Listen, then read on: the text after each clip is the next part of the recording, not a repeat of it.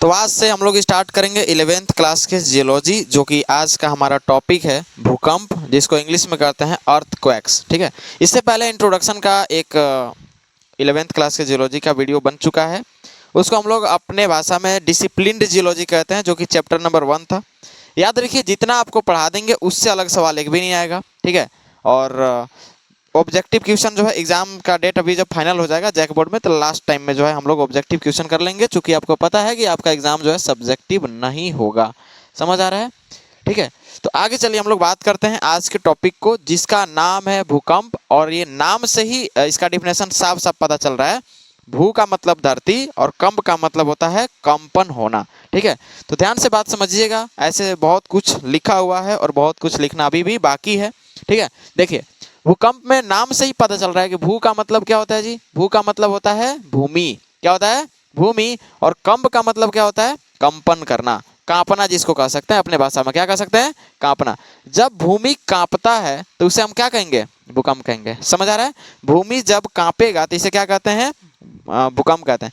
गांव में जाइएगा तो बूढ़ा लोग बोलेगा कि भूमडोल हो रहा है। बोलते हैं ना ऐसे? क्या बोलते हैं इसको? भूमडोल। भूम का मतलब धरती और डोल का मतलब डोलना। क्या होता है? डोलना। ठीक है, देखिए इसका अर्थ क्या है भूकंप का। कोई ये सब परिभाषा नहीं पूछेगा, सिंपल। अगर आप इसको शब्दों में लिखना चाहते हैं तो बहुत ही अच्छे तरीके से लिख सकते हैं कि जब पृथ्वी में कंपन होता है तो उसे भूकंप कहते हैं, अनेकों चीज। ठीक है ना। इसके बारे में सबसे पहला जो कॉन्सेप्ट दिया था वो दिया था ऑर्थर होम्स। कौन दिया था जी?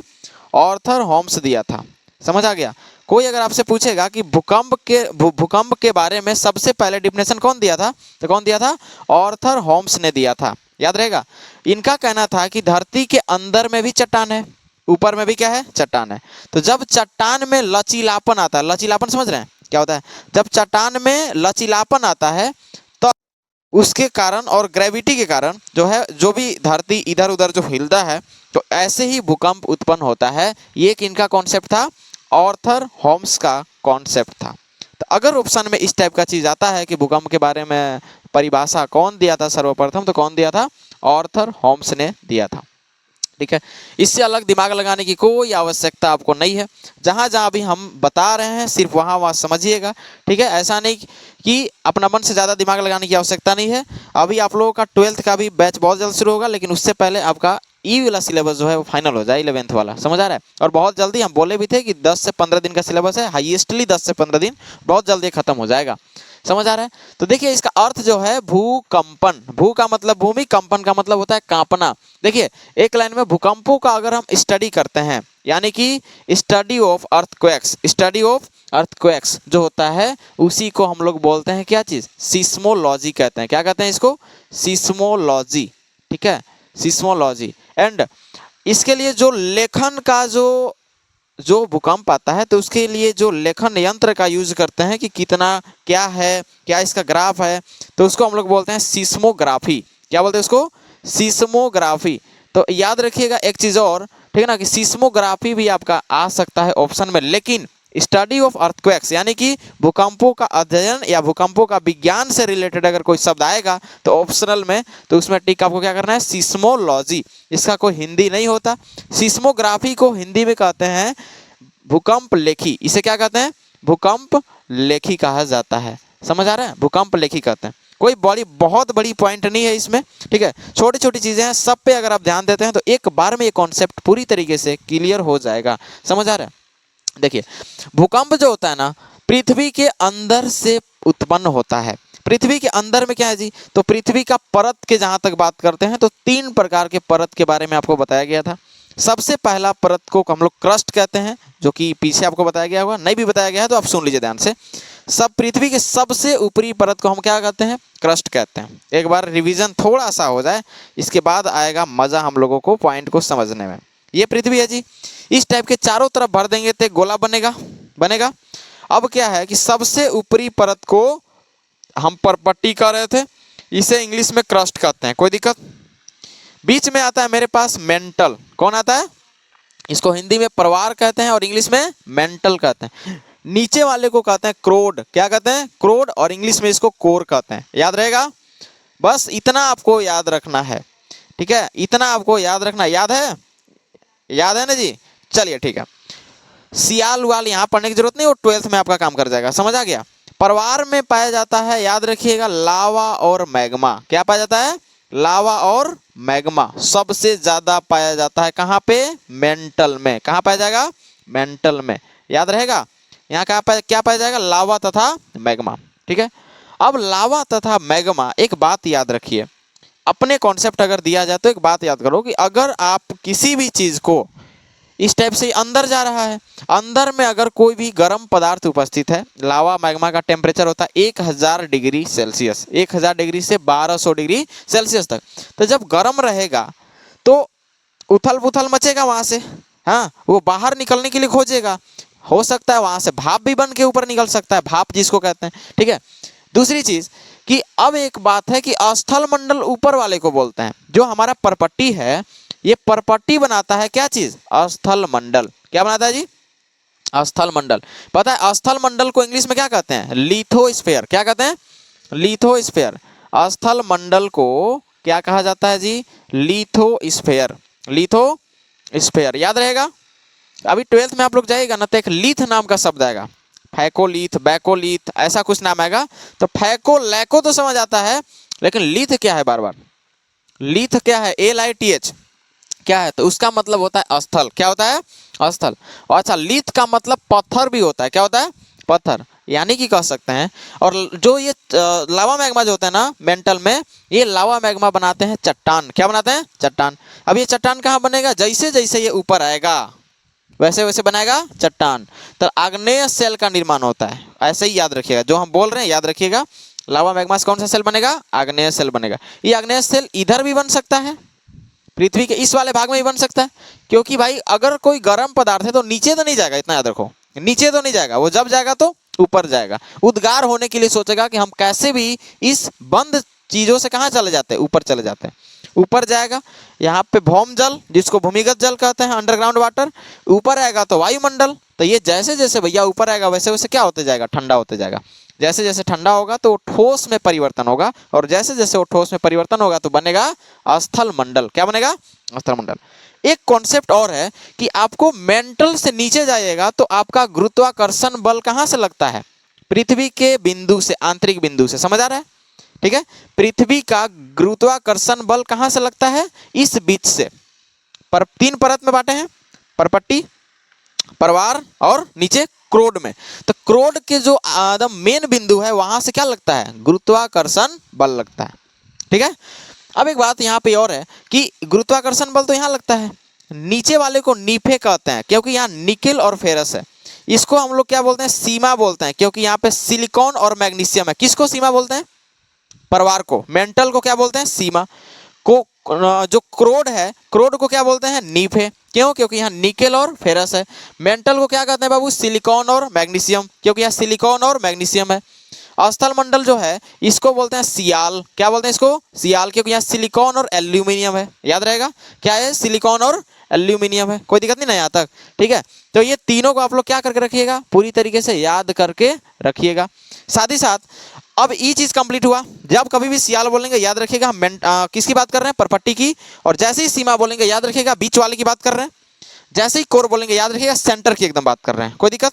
ठीक है। एक चीज और कॉन्सेप्ट समझो कि जो नीचे वाला है इस बिंदु तक आज तक कोई नहीं जा पाया, सेंटर तक कोई जा नहीं पाया। जैसे जैसे सेंटर से ऊपर जाएंगे गुरुत्वाकर्षण बल ज्यादा लगेगा कि कम लगेगा? कम लगेगा। जैसे जैसे ऊपर जाएंगे तो ग्रेविटी क्या लगेगा? कम लगेगा। फिजिक्स में पढ़ा है, सबको पढ़ाया हुआ है। आगे जैसे जैसे ऊपर जाएंगे तो ये गर्म है, कहाँ जाने के लिए सोचेगा? ऊपर में। एक बात और, ये जो यहाँ पे जितने भी लावा और मैग्मा हैं, ये हम कब पढ़ा रहे हैं? अर्थक्वेक से पहले की पॉइंट पढ़ा रहे हैं ना, अभी अर्थक्वेक्स में जा रहे हैं। लावा से पहले जब ये लावा और मैग्मा है तो ये होते हैं प्लाज्मा अवस्था में। कौन सा अवस्था में जी? प्लाज्मा अवस्था में। प्लाज्मा समझते हैं कौन सा होता है अवस्था? गुड़ है, गुड़ को पानी में गर्म करते हैं ना, पानी के साथ, तो जो बनता है ना पदार्थ, अरे गुड़ के पाक जानती है, उसको कहते हैं प्लाज्मा अवस्था, ठीक है। इस अवस्था में इस बीच का पूरा भाग पाया जा रहा है। समझ में आ रहा है क्या बोल रहे हैं? इस बीच का पूरा भाग किस अवस्था में? प्लाज्मा अवस्था में। अब एक बात बताओ कि हमारी पृथ्वी पर कितनी प्लेट्स हैं? प्लेट समझते हो? बड़ा सा स्थल मंडल, ठीक है, जो चारों तरफ से समुद्र से घिरा हुआ हो।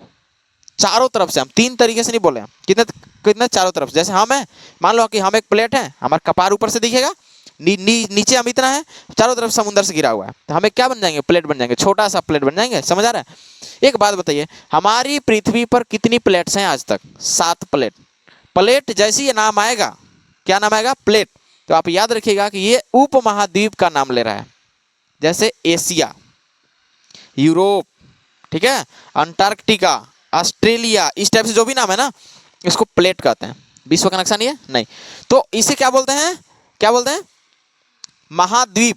प्लेट को ही क्या बोलते हैं? महाद्वीप। हमारी पृथ्वी कितने महाद्वीप में है? 7, जो महाद्वीप बोल रहे हैं। और द्वीप तो बहुत बड़ा है, द्वीप तो बहुत संख्या में, जैसे देखो ना इसी जगह अंडमान एवं निकोबार द्वीप समूह, द्वीपों का समूह, क्योंकि देखो यहाँ छोटे छोटे जितना जितना बिंदु है ये सब द्वीप है कि नहीं, तो द्वीपों का समूह हो गया।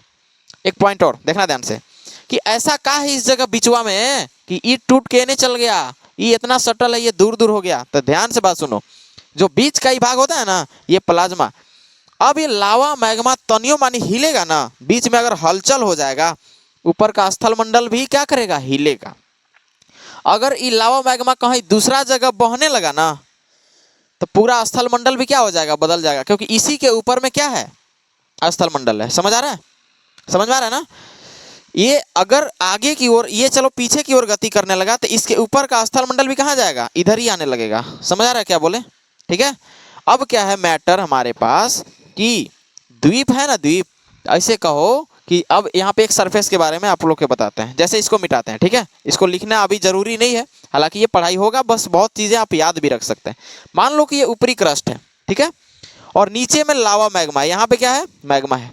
एक बात बताइए कि इसी जगह पे समुंदर है, नीचे फिर अलग से ऐसा नहीं कहना है कि पूरा धरती के अंदर तक समुंदर है, नहीं।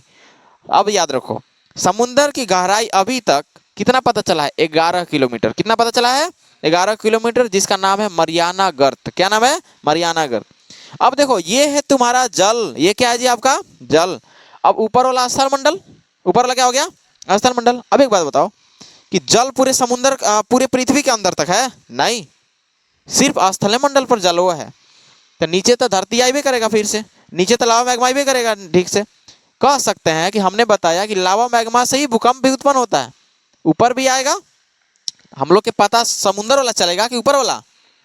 ऊपर वाला पता चलेगा ना, क्योंकि हम समुंदर में थोड़े रहते हैं जी, हम तो ऊपर रहते हैं। तो हम लोग, ऐसा नहीं है, भूकंप दोनों जगह आएगा, एक जल में भी आएगा और एक स्थल मंडल पे भी आएगा। जल मंडल को इंग्लिश में कहते हैं हाइड्रोस्फीयर। क्या कहते हैं?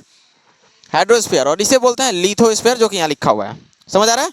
अब जो यहाँ से जैसे जैसे तरंग उत्पन्न करेगा, जैसे गर्मी जाएगा तो तरंग उत्पन्न करेगा। सबसे कठोर भाग कौन सा है पृथ्वी का? ऊपर का स्थल मंडल। क्या है?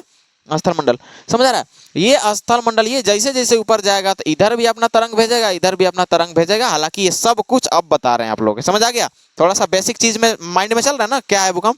नीचे से जैसे जैसे कंपन स्टार्ट करेगा, नीचे से तनियो मानी खलबली मचेगा, तो ऊपर में भी कुछ हमको महसूस होगा, ऐसा लगेगा कि धरती क्या कर रहा है? हिल रहा है। उसी प्रक्रिया को क्या कहते हैं? भूकंप कहते हैं। समझ आ रहा है? चलिए आगे बढ़े थोड़ा सा। जहाँ जहाँ बीच बीच में अगर जो भी चीजें आती रहेगी सब हम बताएंगे। तो भूकंप के बारे में स्टडी किया कौन जी, और कौन बताया कि पत्थर के लचीलापन से भूकंप आ रहा है? आर्थर होम्स ने बताया। कौन बताया? Arthur Holmes. कोई दिक्कत यहाँ तक? कोई दिक्कत नहीं है ना? जियोलॉजी शब्द का प्रयोग पहले कौन किया था, ये भी याद कर लो, रिचर्ड डी बरी। कौन किया था?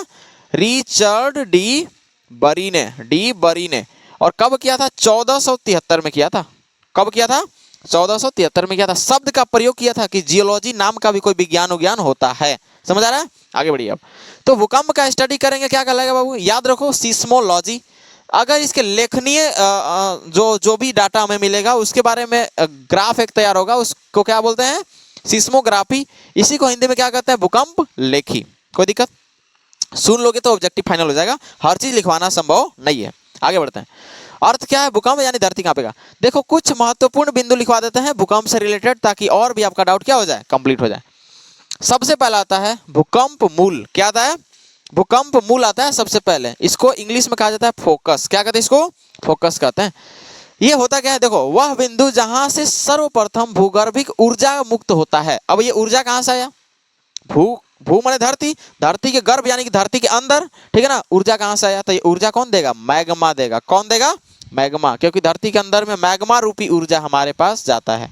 ऊपर से कितना भी कुछ भी हो जाए, जैसे देखना भूकंप कभी भी ठंडी के दिन में नहीं आता।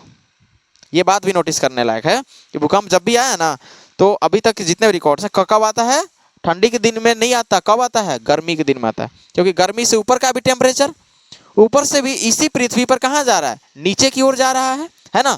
कुछ तो ग्लोबल वार्मिंग, कुछ तो गर्मी के दिन में इसका असर पड़ेगा। अब नीचे से ये भी खलबलाएगा क्योंकि ऑलरेडी गर्म है, तो बीच वाले स्थलमंडल का क्या होगा, कुछ तो थोड़ा बहुत कंपनी भी करेगा। ठीक है, तो यहाँ से उत्पन्न होता है तरंग। क्या उत्पन्न होगा, तरंग। कोई दिक्कत नहीं ना, चलिए आगे बढ़ते हैं। तो सबसे पहले भूगर्भिक ऊर्जा जहां से निकलना शुरू हुआ, मान लो कि अच्छा कभी भी क्रोड से, ये क्रोड से कभी भी ऊर्जा नहीं निकलेगा। कहां से निकलेगा, मेंटल से। कहां से निकलेगा, मेंटल से। जैसे मान लो कि ये पॉइंट है हमारे पास, मेंटल का पॉइंट है, बीच वाले को क्या बोलते हैं, मेंटल। इस मेंटल से मान लो कि ऊर्जा निकलना क्या किया, शुरू किया। थोड़ा सा एरो दिया छोटा सा, इस जगह से क्या किया, थोड़ा सा ऊर्जा निकलना क्या हुआ, शुरू हुआ। इसी को बोलते हैं भूकंप मूल। क्या बोलेंगे इसी को, भूकंप मूल। दैट मीन्स यही है आपका फोकस। ये क्या है आपका फोकस। फोकस को हिंदी में क्या बोलते हैं, भूकंप मूल कहेंगे। याद रहेगा भूकंप मूल क्या है।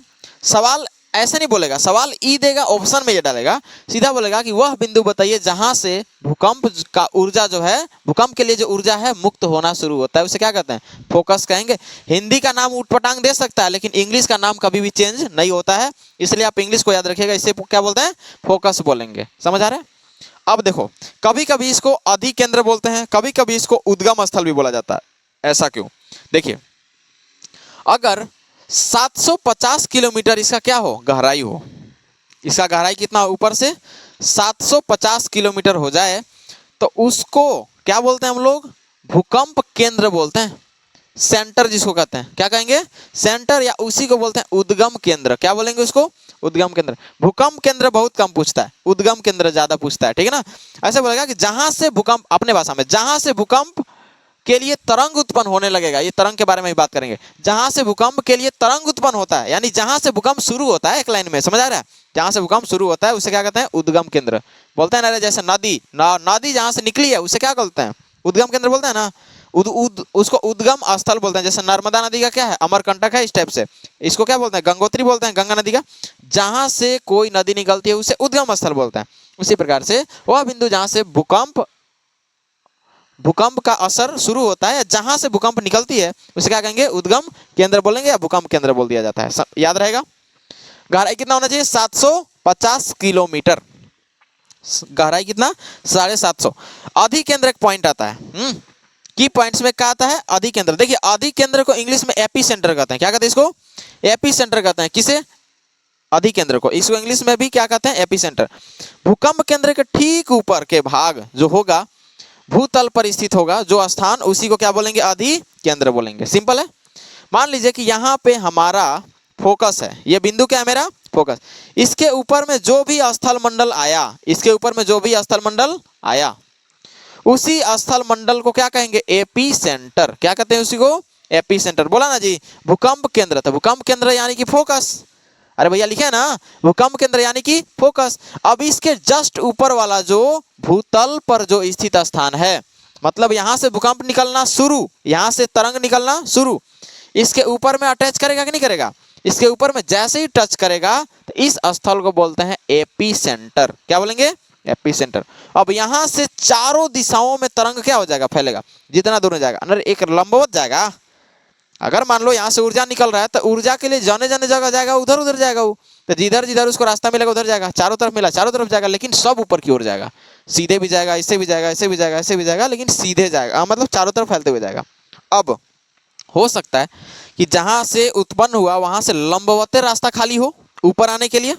ऐसा भी तो हो सकता है ना, कि जैसे ये है मेरे पास एक बिंदु, इस बिंदु से लंबवत रास्ता खाली है ऊपर निकलने के लिए, हमारे स्थलमंडल लिथोस्फीयर में आने के लिए, तब क्या होगा, तो सीधे जाएगा, है कि नहीं। उस कंडीशन में क्या होगा कि देखो, एपी सेंटर तो चारों तरफ भी फैल सकता है। ऊपर का स्थल मंडल हमने बताया कि एक बिंदु है जी यहाँ पे, ठीक है। अब चारों तरफ का मान लो कि स्थल मंडल है कि नहीं, इतना भूतल है ना, ऊपर चारों तरफ है, तो चारों तरफ ना फैलेगा। लेकिन एक बात याद रखो कि इधर बगल में उतना स्थल मंडल नहीं है, और इसके ठीक ऊपर वाला यहाँ भी एक बिंदु बन गया है ना, और डायरेक्ट यहाँ भी रास्ता एकदम साफ है, पूरा क्लियर रास्ता है, 4 लेन बना हुआ है, तो सीधे निकलेगा ना बाहर में, बाहर निकलेगा। तो इस कंडीशन में क्या होगा, देखिए कि भू केंद्र ये भूकंप केंद्र था। ये कौन सा केंद्र था? भूकंप केंद्र। फोकस है नहीं बोला, जहां से उत्पन्न हुआ। फोकस और एपी सेंटर दोनों एक ही रेखा में हो जाएगा अगर देखा जाए तो। होगा कि नहीं होगा?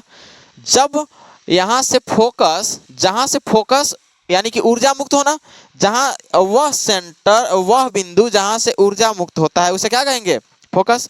अगर फोकस के जस्ट ऊपर ही हमारा एपी सेंटर भी आ गया तो रेखा क्या हो जाएगी? लंबवत हो जाएगी। समझ आ रहा है? यानी कि भूकंप डायरेक्ट निकलेगा। इस कंडीशन में हो सकता है कि हमारा ज्वालामुखी साइड से भी निकले, या कभी कभी धरती या पहाड़ पे देखिएगा ना आप लोग, तब पहाड़ वहाड़ पे क्या होता है, इस कंडीशन ऐसा कब मिलेगा? देखो कहीं जैसे मान लो ज्वालामुखी पड़ा, ठीक है, तो ना एक बात बताओ, ज्वालामुखी मान लो कि यहां से निकला, और ज्वालामुखी सीधे गया स्थल मंडल को क्या कर दिया? फाड़ दिया डायरेक्ट। ऊपर में क्या ज्वालामुखी पहाड़ बना दिया, निकलेगा ना?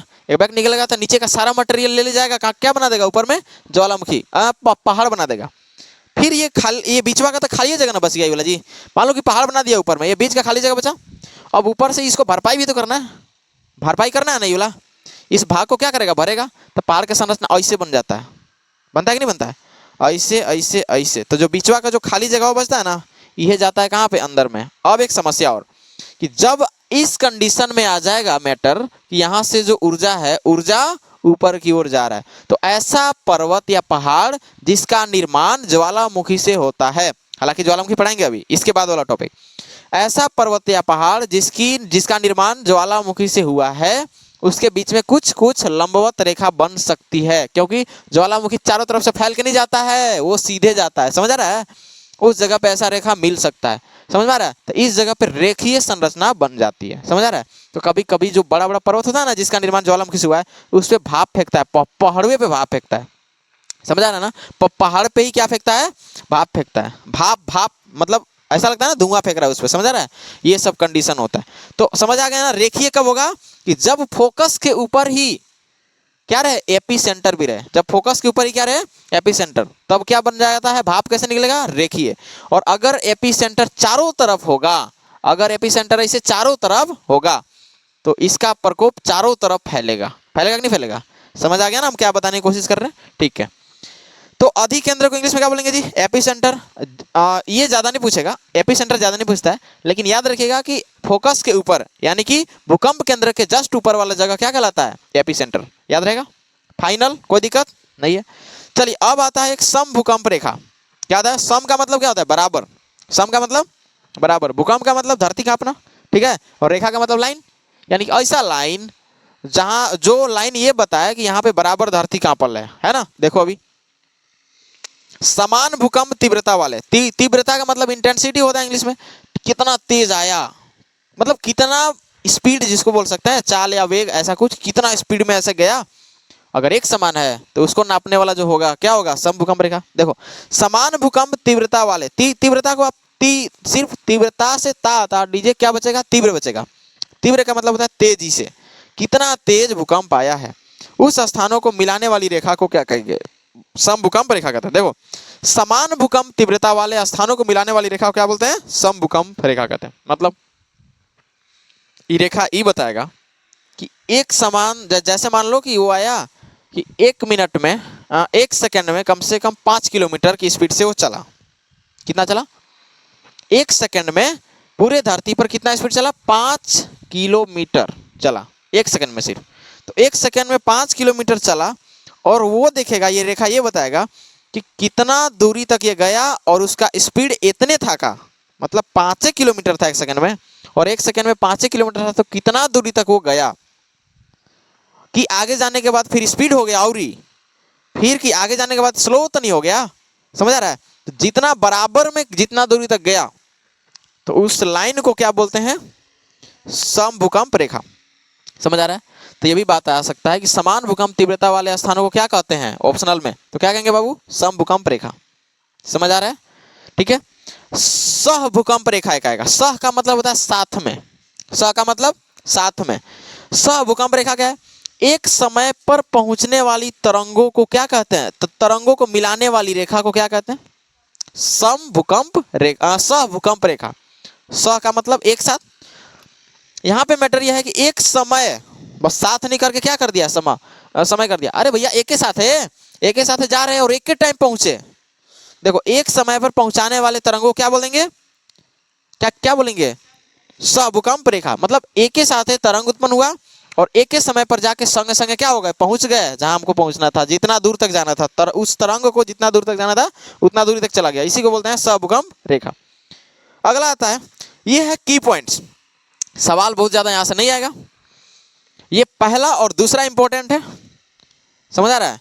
ये दोनों क्या है, वीवीआई है, बाकी इधर वाला उतना नहीं पूछेगा, समझ आ रहा है। अभी तक कितना ऑब्जेक्टिव फाइनल हम लोग कर लिए होंगे। भूकंप क्या है, पृथ्वी का कंपन। भूकंप का साइंस क्या कहलाता है, सिस्मोलॉजी। सबसे पहले भूकंप के बारे में स्टडी कौन किया, आर्थर होम्स। रिचर्ड डी बरी ने क्या किया, जियोलॉजी शब्द का प्रयोग किया। कब किया, 1473 में किया, ठीक है। भूकंप का की पॉइंट्स क्या था, जहां से भूकंप उत्पन्न होता है उसे क्या कहते हैं, उद्गम स्थल कहते हैं। प्लेट हमारे पास कितने हैं, 7 हैं। लावा मैग्मा कहाँ पाए जाते हैं, मेंटल में। पृथ्वी कितने परत हैं, 3 गो। ऊपर वाले क्या कहते हैं, क्रस्ट। बीच वालों क्या कहते हैं, मेंटल। नीचे वालों क्या कहते हैं, कोर, जिसको क्रोड कहते हैं। नीचे वाले को नीफे कहते हैं, ऊपर वाले को सीमा कहते हैं, ऊपर वाले को सियाल कहते हैं। फाइनल, कोई दिक्कत नहीं है।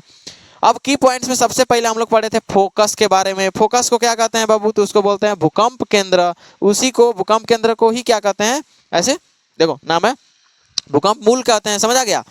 भूकंप मूल, उसी को अगर 750 की गहराई में है तो इसको बोलते हैं उद्गम स्थल, उसी को क्या कहते हैं, भूकंप केंद्र। फिर नीचे आता है एपी सेंटर। फोकस के जस्ट ऊपर वाले स्थल मंडल को क्या कहेंगे, धरातल को क्या कहते हैं, एपी सेंटर कहते हैं। एपी सेंटर को हिंदी में क्या कहते हैं, अधिकेंद्र कहते हैं। उसके बाद जहां से, ठीक है ना, ये देखो सम भूकंप रेखा है ना, कि ऐसा रेखा, ये काल्पनिक हो सकता है, ऐसा रेखा जो हमें ये बताए कि भूकंप इतनी तेजी से इतनी दूरी तक गई, इसे क्या कहेंगे, सम भूकंप रेखा। सम में क्या है कि एक साथ तरंग उत्पन्न हुआ और एक के समय पर उस जगह पे पहुंच गया, इसे क्या कहेंगे, सहभूकंप रेखा। याद हुआ कि नहीं, हमको तो याद हो गया पूरा, कोई मैटर है। अब आता है हमारे पास तरंग, जिसको क्या बोलते हैं, लहरें, ठीक है ना। अब तरंग आपको पता है, पहला चीज 2 प्रकार का होता है। एक होता है अनुदैर्ध्य तरंग, जो कि समांतर होता है और 90 डिग्री पे बनता है, उसको क्या कहते हैं, अनुप्रस्थ तरंगे कहते हैं। क्या कहते हैं उसको, अनुप्रस्थ। सिंपल भाषा में समझिए, जो एक दूसरे के समांतर होता है उसे क्या कहते हैं, अनुदैर्ध्य, समझ आ गया। और जो 90 डिग्री पर रहेगा या कुछ कोण बनाएगा, कुछ कोण बनाएगा, उसे क्या कहते हैं, अनुप्रस्थ बना बोलते हैं। सिंपल भाषा में एकदम समझ जाओ। भूकंप तरंग कितने प्रकार के होते हैं, 3 प्रकार के, देखो वहां लिखा हुआ है। लेकिन उससे पहले समझिए कि जो भी तरंग उत्पन्न होगा, जो भी तरंग कहां से उत्पन्न होगा जी, उद्गम केंद्र से। उद्गम का मतलब उत्पत्ति होता है। वह तरंग जहां से उत्पन्न होगा, यानी कि उद्गम केंद्र से उत्पन्न होगा, तो वह ऐसा नहीं कि लंबवत जाएगा। लंबवत एक ही कंडीशन है जाने के लिए, जो कि क्या रहना चाहिए, एपी सेंटर और फोकस के सीधे एक दूसरे के ऊपर जाएगा तो उसे लंबवत कह सकते हैं। लेकिन 99.9% चांस है कि ऐसा नहीं होगा, ठीक है। 99.9% चांस है कि ऐसा नहीं हो सकता है। तो कैसा होगा, जहां से लहरें उत्पन्न होगा वो चारों तरफ विस्तार होगा, समझ आ रहा है। क्योंकि पूरे क्रस्ट पे स्थल मंडल है और धरती का सबसे स्ट्रॉन्ग, सबसे मजबूत जो भाग है वो स्थल मंडल है, यानी कि ऊपरी भाग है पृथ्वी का, समझ आ रहा है, जिस पे हम लोग रह रहे हैं, समझ आ गया ना। तो होता यह है ना कि देखो तरंग जब आता है ना, तरंग जहां से उत्पन्न हुआ, मान लो कि गोसा के यहाँ से निकला, तुम गुस्सा होकर पूरा निकला कि चलो धरती के धुआं धुआं कर देंगे, समझ आ गया, यहाँ से कि पूरी तरीके से नचा देंगे पूरे पृथ्वी को, समझ आ गया। बीच में तो कुछ है ही नहीं है, बीच में इसका पतली कमरिया है, हिलेगा हिलेगा, स्थल मंडल भी हिलेगा। देखिए इसमें लावा मैग्मा है ना जी, ऐसे ये हिलेगा, कब वो इधर जाएगा, कब वो इधर आएगा, ले स्थल मंडल नाचत रहो, ऐसे ऐसे ऐसे ऐसे करते रहेगा, समझ आ गया। ऐसे ऐसे भी करा सकता है, क्योंकि बीच में क्या है, बीच में लिक्विड है ना, तो ऐसे ऐसे भी नचा सकता है और ऐसे ऐसे भी क्या कर सकता है, नचा सकता है, समझ आ गया। लेकिन समस्या यहाँ है कि जैसे जैसे ही बेचारा अपना गोसा को ले जाएगा कहाँ की ओर, ऊपर की ओर, तो देखिएगा गोसा ना कुछ टाइम के लिए रहता है, कुछ टाइम के लिए रहता है ना। आया बड़ी एकदम लगेगा कि ओ किस जान से मार देंगे, लेकिन थोड़ा सा टाइम खाली रेस्ट उसको कर दो ना, कोई गोसा में उसको जाकर अलग एक रूम में बंद कर दो, बेचारा खुद ही ठंडा जाएगा एक टाइम के बाद।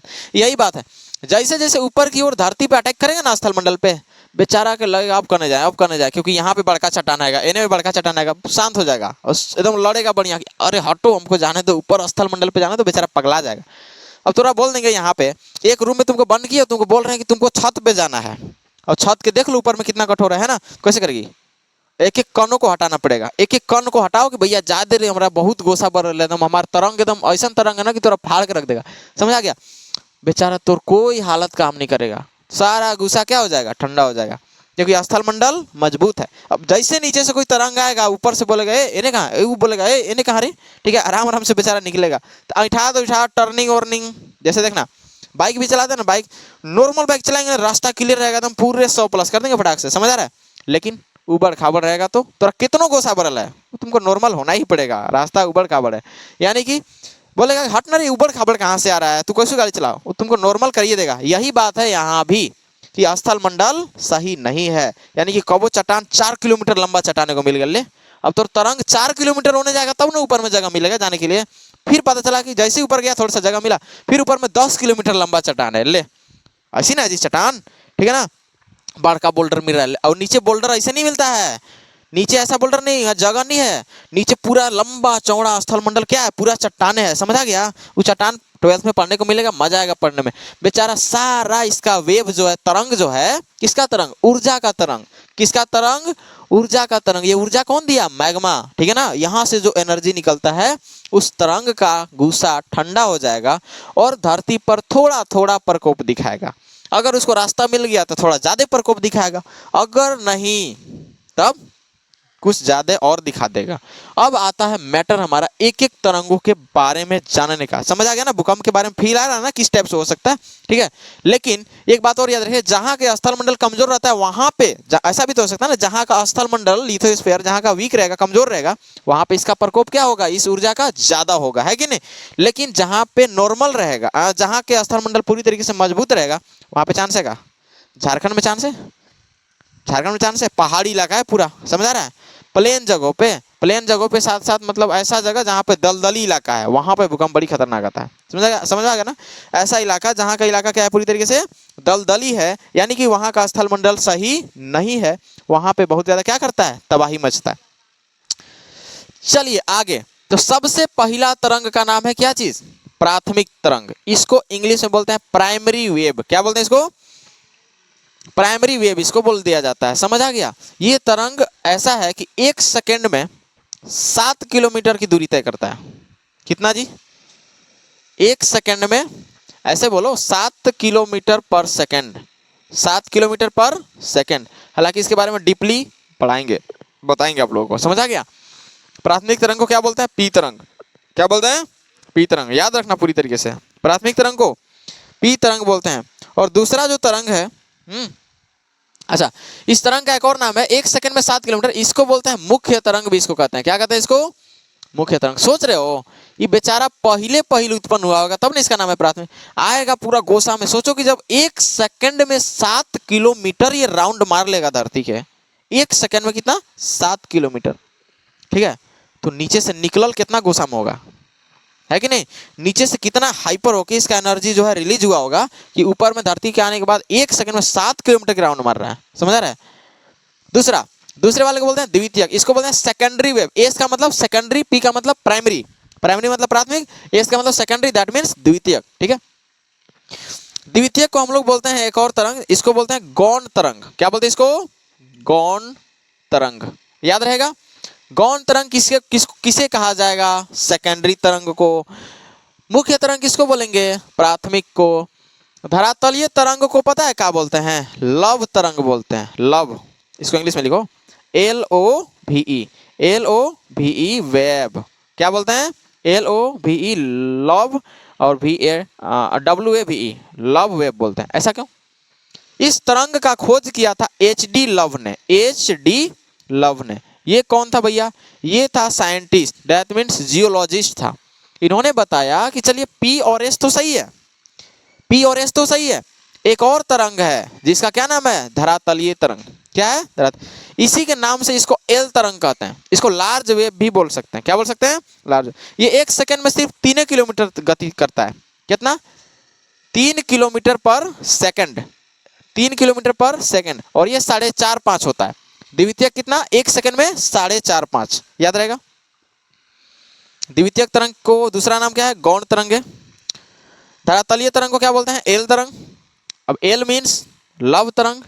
ऐसा क्यों, इसको लार्ज भी बोल सकते हैं, ऐसा क्यों, क्योंकि इसका खोज किया था कौन, HD लव ने। कौन किया था, HD लव ने। समझ आ रहा है? अच्छा, इसको हम लोग वेग के आधार पे बांटे हैं ना, देखो यहाँ लिखा हुआ है वेग व डायरेक्शन के आधार पे हमने क्या किया, इसको बांटा हुआ है। और ये फैलेगा तो चारों तरफ फैलेगा। कैसे फैलेगा? चारों तरफ। समझ आ गया? द्वितीयक तरंग को एस तरंग, मुख्य तरंग कौन है भैया? प्राइमरी तरंग। समझ आ रहा है? अच्छा, एल तरंग का खोज ही कैसे किया? खोज तो करने धरती के अंदर नहीं किया होगा। देखो, जब एस तरंग और पी तरंग मतलब प्राथमिक और द्वितीयक, प्राथमिक तरंग और द्वितीयक तरंग जब आपस में टकरा जाते हैं ना, ध्यान से बात सुनना हम क्या बोल रहे हैं। प्राथमिक जिसका स्पीड 1 सेकंड में 7 किलोमीटर है, द्वितीयक जिसका 1 सेकंड में कम से कम 4.5 से 5 किलोमीटर है। जब एक वो 7 किलोमीटर की स्पीड से, वो तो घंटा में होता है लेकिन सेकंड में, 1 सेकंड में 7 किलोमीटर की स्पीड से और ये 1 सेकंड में 4.5-5 किलोमीटर की स्पीड से जब दोनों आपस में टकरा जाएगा ना, अपने आप लार्ज बनेगा। बनेगा कि नहीं बनेगा? लार्ज मतलब बड़ा बनेगा कि नहीं बनेगा? एक ये और एक ये दोनों मिलेगा, टकरा जाएगा हुमच के, तो दोनों मिल गया। दोनों मिला तो सीधे क्या हो जाएगा? ज्वालामुखी विस्फोट होता है। सबसे खतरनाक जो तरंग होता है वो कौन होता है? एल तरंग। विनाशकारी, विनाश कर देगा, धरती फटने का चांस रहता है। ऐसे दोनों जब आएगा ना ऐसे तरंग से, तो उस जगह धरती क्या हो जाता है? दरार आ जाता है, फट जाता है। ठीक है ना? हाँ, पूरा पूरा नहीं फटेगा, मतलब ऊपर ऊपर में क्रैक्स आ जाता है। जैसे सड़क उड़क है ना, ऊपर में क्रैक्स आ जाएगा पूरी तरीके से। समझ आ रहा है? और ये दोनों जब मिलेगा ना, तो नहीं समझ रहे हो? अरे भैया देख, तू बात समझ। यहाँ जैसे एक तरफ से रावण तीर मार रहा है, एक तरफ से राम मार रहे हैं। अब मारने के बाद दोनों का तीर जब आता है, एक साथ टकराता है, तो क्या होता है? कांपता है। उसी प्रकार से हुआ यहाँ भी, एगो एस आया, एगो पी आया, दोनों जब मारेगा ना, और समझ रहे हो उतना उतना स्पीड से तीरियो नहीं आ रहा होगा उन लोग के। 1 सेकंड में 7 किलोमीटर, 1 सेकंड में 4.5-5 किलोमीटर आएगा, इतने स्पीड टकराएगा तो अपने विशाल, अपने आप धरती फटने का चांस है, हिलने का चांस है ज्यादा मात्रा में। हिलेगा तो बिल्डिंग विल्डिंग ध्वस्त हो जाता है पूरी तरीके से। तो एल जो होता है ना, सबसे विनाशकारी है। सबसे विनाशकारी कौन है? एल। यहाँ तो कोई दिक्कत नहीं है, एक एक करके लिखवाना पड़ेगा। एल के बारे में, एस के बारे में और इसके बारे में लिखवा दिया जाए, आज खत्म कर दिया जाए। कितना मिनट का? चलो टाइम देख लो एक बार थोड़ा सा, 12:52, 1 बजने वाला है। ठीक है, तो इस तरंग के बारे में कल बताते हैं, ठीक है ना? फिर लंबा हो जाएगा हमारा क्लास। समझ में आ गया? अब आप लोग इंग्लिश पढ़ाई कीजिएगा। तो ऑनलाइन वाले जितने भी स्टूडेंट्स हैं 11th क्लास के, अब इसका भूकंप का ही पार्ट 2 आएगा, उसमें पूरी तरीके से फाइनल कर देंगे। ये उतना लंबा क्लास नहीं रहेगा, छोटा सा क्लास रहेगा वो इस वेब के बारे में। हालांकि छोटा मोटा आप लोग जान चुके हैं, जितना जान चुके, जितना सुना है उसको याद रखिएगा, 30 लगा और ही पूछबो नहीं करेगा। ठीक है ना? याद एक बार फिर से, प्राथमिक तरंग को प्राइमरी वेव्स बोलते हैं, मुख्य तरंग, द्वितीय को क्या बोलते हैं? एस तरंग। इसको गौण तरंग भी बोला जाता है। ठीक है, क्या बोलते हैं इसको? गौण तरंग। धरातलीय को लार्ज तरंग भी बोल सकते हैं, लव वेव कहते हैं। क्यों? क्योंकि एचडी लव ने इसका क्या किया था बाबू? खोज किया था। समझ आ गया? ये 3 किलोमीटर 1 सेकंड में, ये 1 सेकंड में 4.5 किलोमीटर। 1 मिनट, इस चीज को हम फाइनल कर देते हैं। 1 सेकंड में कितना जाएगा? हाँ, 4.5 किलोमीटर इसका सही बताए थे। और इसका 1 सेकंड में 7 किलोमीटर, इसका 1 सेकंड में 3 किलोमीटर। ये दोनों जब टकरा जाएंगे तो धरातलीय बन जाएगा पूरी तरीके से, अंदर में तबाही मच जाएगा। तो ऊपर में भी ज्यादा ध्वस्त होता है, ज्यादा विनाश करता है ऊपर में। द्वितीयक है विनाशकारी, लेकिन प्राइमरी नहीं है। ये ध्वनि निकालेगा, ध्वनि रन रन एकदम पार हो जाएगा तुरंत एकदम। जैसे मधुमक्खी नहीं बनाती हुई आगे जाती है, इस टाइप से आवाज करेगा। बुढ़ियन से पूछना ना, घरे दादी बाबा होंगे ना, तो पूछना कि भूमडोल का होता है। भूकंप मत बोलना, भूमडोल बोलना। भूम मतलब धरती, डोल मतलब डोलना। समझ आ गया? उन लोग अपने लैंग्वेज समझता है। समझ आ गया? चलिए, तो मिलते हैं नेक्स्ट पार्ट 2 में। तब तक के लिए जय हिंद।